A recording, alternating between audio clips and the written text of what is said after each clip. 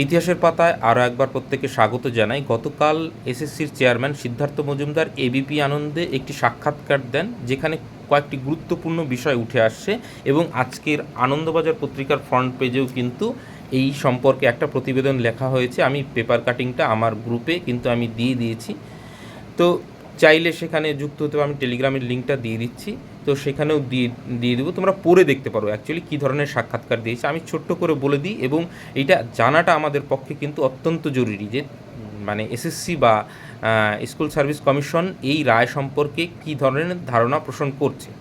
প্রথম কথা হচ্ছে, তিনি বলছেন যে তিনবার হলফনামা দিয়ে আমরা কোর্টকে জানিয়েছিলাম যে এরা বিতর্কিত প্রার্থী, তিনি অযোগ্য বলতে রাজি নন।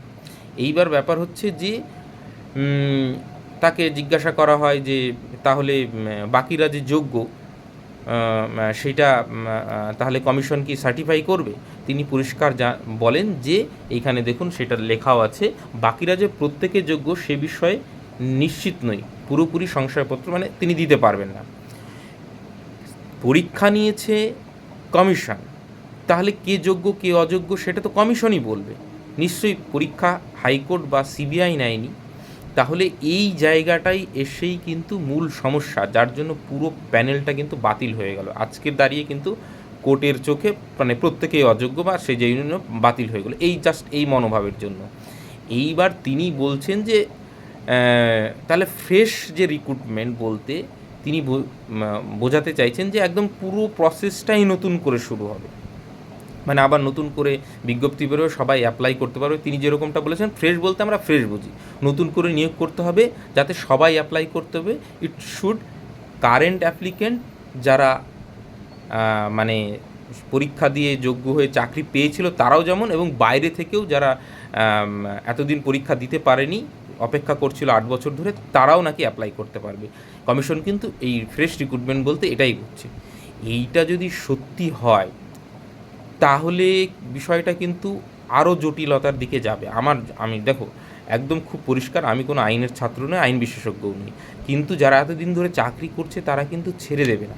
এবং কমিশন, আমার সন্দেহ হচ্ছে আবার এই যে এতদিন যারা বসে আছে তাদের নিয়ে কোনো চিন্তা ছিল না, হঠাৎ করে তাদের কথা চিন্তা করছে, এইটা কিন্তু ভাবার বিষয়। এদেরকে ঢাল করে আবার এই বিষয়টা পুরোটা কি মানে জগা খিচুড়ি করে দেবে না তো, মানে এই একটা কিন্তু সংশয় থেকে যাচ্ছে। এই যে 25,000 সিট বা 24,000 সামথিং সিট সেইটা আলাদা করে রিক্রুটমেন্ট করুক, কিন্তু ফ্রেশারদের জন্য আবার আলাদা যে পরবর্তীকালে যেগুলো ভ্যাকান্সি রয়েছে সেগুলোতে রিক্রুটমেন্ট করুক, কিন্তু এইখানে যদি আবার নতুনদের অ্যাপ্লাই করতে দেয় হয় তাহলে পুরনোরা কিন্তু সেইভাবে কিন্তু লড়াই করে উঠতে পারবে না। তাদের কিন্তু এটা একদম বাস্তব সত্যি যে তাদের বেশিরভাগই হয়তো আর চাকরিতে মানে চাকরি পাবে না।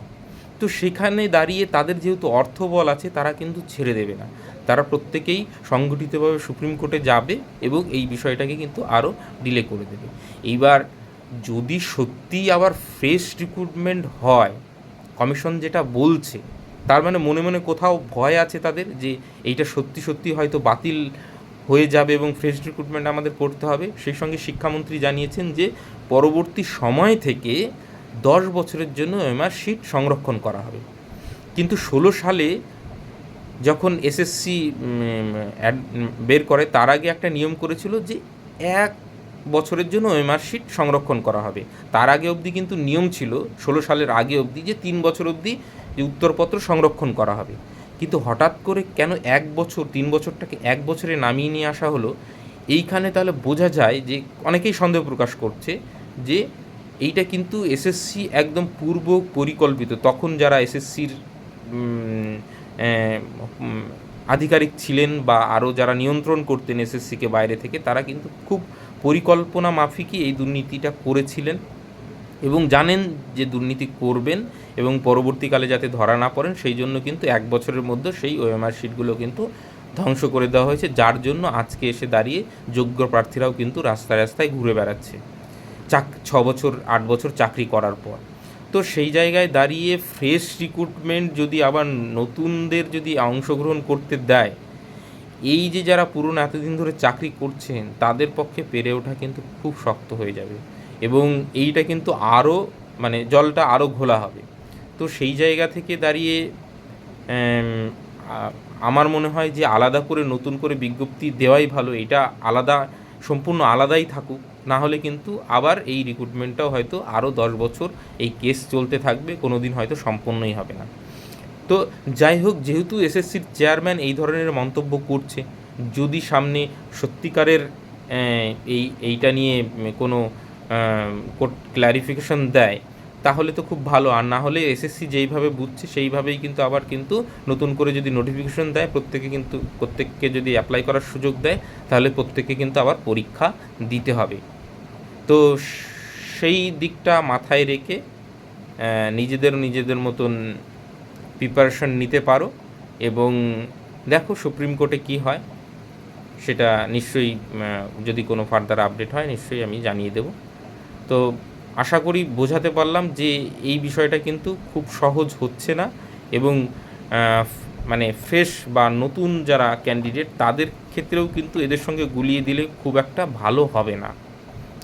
আমার যেটুকু মতামত, তোমাদের মতামত তোমরা নিশ্চয়ই কমেন্টে লিখতে পারো, কিন্তু আমার মনে হয় না এদের সঙ্গে গুলিয়ে দিলে আদতেও কোনো দিন মানে নতুন যারা ক্যান্ডিডেট তারা মানে সেই চাকরি অবধি পৌঁছাতে পারবে। কোর্টের চক্কর খেতে খেতেই কিন্তু আরও বাকিটা অর্ধেক জীবন শেষ, আরও অর্ধেক জীবন কিন্তু শেষ হয়ে যাবে। সকলকে অসংখ্য ধন্যবাদ।